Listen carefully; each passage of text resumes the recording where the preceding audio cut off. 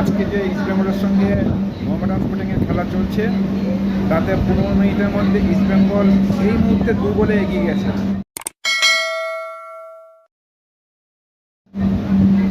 প্রথম গোলটি করেছে সেই পেনাল্টি থেকে এজেজারি এবং সেকেন্ড গোলটি করেছে আনোয়ার।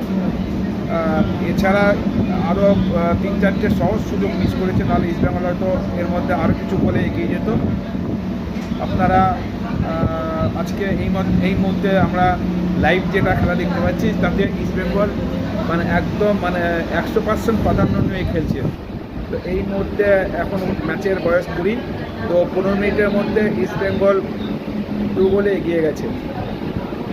ইস্ট বেঙ্গলের গোলটি করেছে প্রথমেরটা হচ্ছে এজেজারি, সেই পেনাল্টি থেকে গোল করেছে। দ্বিতীয় গোলটি করেছে আনোয়ার। প্লিজ চ্যানেলটা সাবস্ক্রাইব করে লাইক করুন, শেয়ার করুন।